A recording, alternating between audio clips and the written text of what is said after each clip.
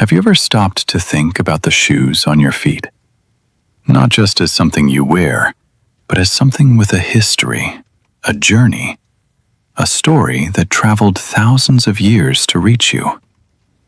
Today, we are going to discover something surprising, something that many people never think about. We are going to learn the full story of high heels, where they came from, who wore them first, and how they changed the world, one step at a time. So, sit down, relax, and let this story carry you. And this is your journey into history. Our story begins a very long time ago, more than 3,000 years ago in the ancient land of Egypt. Life in Egypt was busy and full of color. The Nile River gave water and life to the people. Markets were loud and full of beautiful things. People worked hard every single day. But if you walked through those ancient streets and looked down at the feet of the people, you would see something very interesting. Some people wore shoes with a small raised bottom, a small heel, not for fashion, not for beauty, but for something very practical. Butchers, the people who prepared meat, wore shoes with raised soles to keep their feet clean and dry. The ground was often wet and dirty, and a small heel kept them above it. This was not about style. This was about survival. This is where our story begins, in the dust and heat of ancient Egypt, where a simple raised shoe solved a very simple problem. But here is what is beautiful about history. A simple solution can travel through time and become something completely different. And that is exactly what happened with the heel. So, let us keep walking. Let us follow this little shoe through time and see where it takes us. Now we travel east, far from Egypt, to the ancient lands of Persia. Persia is the country we call Iran today. And here, around the year 1000 CE, something important was happening. Persian soldiers were some of the best horse riders in the world. They were fast, strong, and skilled. But riding a horse in battle was not easy. When a soldier stood up on his horse to shoot an arrow, he needed to be stable. He needed his feet to stay firm in the stirrups, the small metal loops that hold a rider's feet. And this is where the heel became something powerful. Persian soldiers began to wear boots with a raised heel. The heel locked into the stirrup. It kept the soldier steady. It helped him aim better. It gave him strength and control on the horse. This was not fashion. This was military technology. And it worked very, very well. These soldiers traveled far. They met traders, ambassadors, and kings from other lands. And slowly, the idea of the heeled boot began to travel with them. Like a seed carried by the wind, the heel moved from Persia to Europe. And in Europe, something very interesting was waiting to happen. But that story comes next.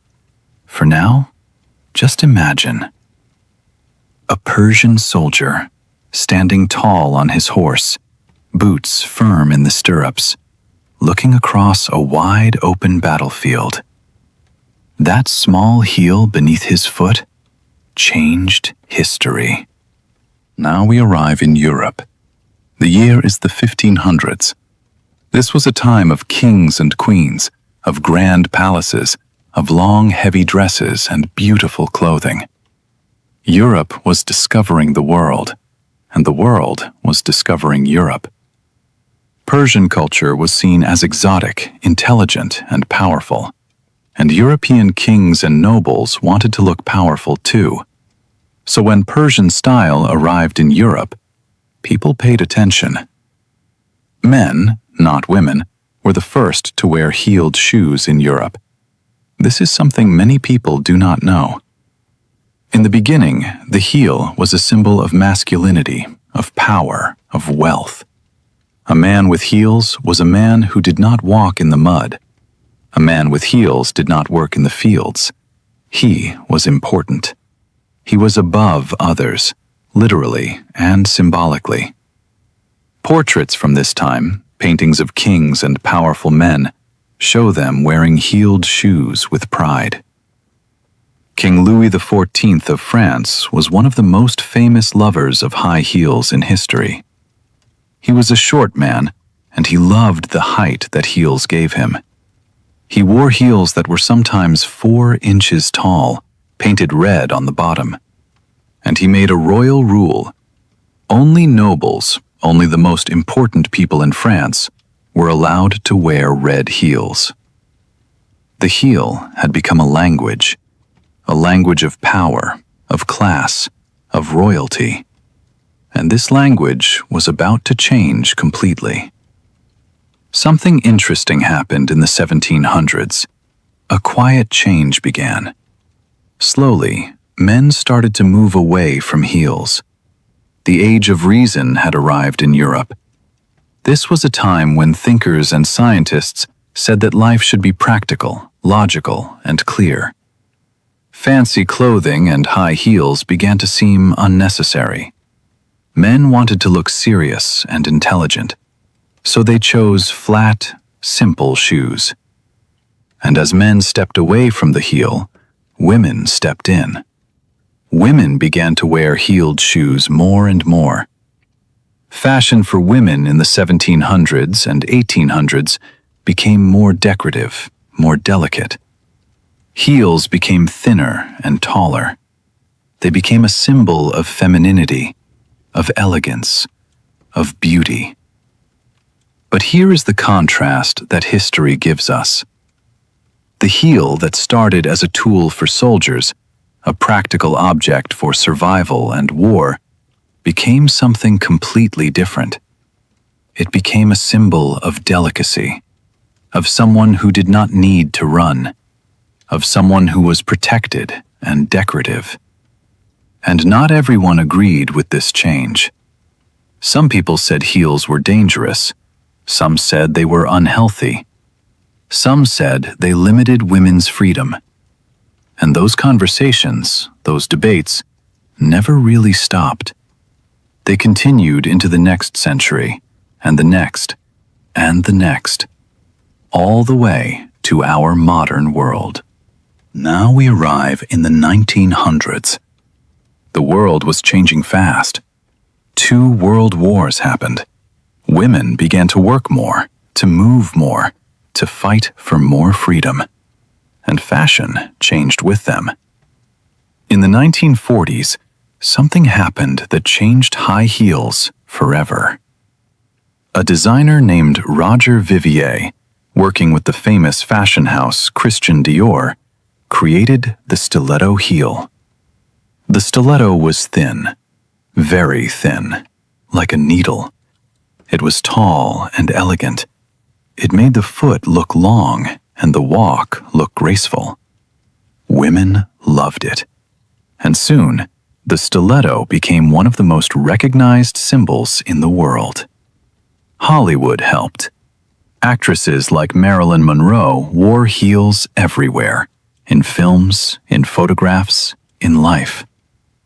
When Marilyn Monroe once said that she did not know who invented high heels, but that all women owed that person a lot, the world laughed and agreed. High heels were in films, in magazines, on runways. Designers like Manolo Blahnik, Christian Louboutin, and Jimmy Choo turned the high heel into art. Louboutin brought back the red sole, a quiet echo of King Louis XIV's royal red heels from centuries before. History had come full circle.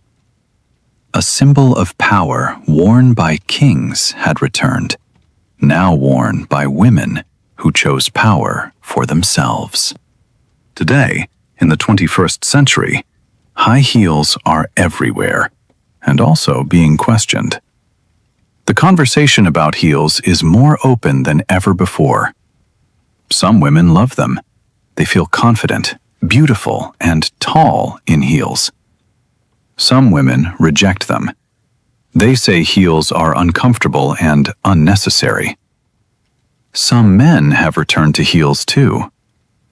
In fashion, in culture, in music, men wear heels again as a form of expression and identity. Designers create heels for every person. Tall heels, short heels, wide heels, heels made of wood, metal, plastic, even glass. In some countries, there are still dress codes that ask women to wear heels at work. And in other countries, laws have been changed to stop this requirement. The high heel has never been a simple object. It has always carried meaning, power, class, gender, freedom, beauty, pain. All of these things live inside that small, raised piece of material beneath the foot. And yet, people keep wearing them. People keep designing them. People keep arguing about them. Because fashion is never just about clothes or shoes. Fashion is a language. And the high heel is one of its oldest and most powerful words. And so, my friends, we have walked a long journey together today. We started in ancient Egypt, where a butcher wore a raised shoe to stay clean. We traveled to Persia, where a soldier used a heel to stay strong on his horse. We moved to Europe, where kings wore heels to show their power. We watched as the heel moved from men to women, from war to fashion, from survival to art. And we arrived in our modern world, where the conversation about heels is still alive, still changing, still full of meaning. Every step in this story was a lesson, not just about shoes, but about how objects carry history, about how something simple can become something complex, about how meaning changes over time. As an English learner, you did something beautiful today. You listened to a long and real story in English. You followed ideas across thousands of years.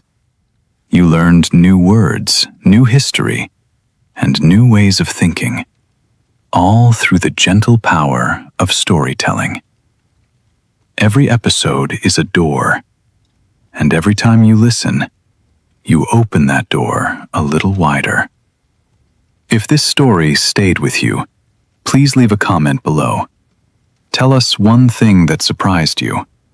Tell us what you want to learn next. And come back for the next episode, because the next story is already waiting for you. Thank you for listening. Thank you for learning.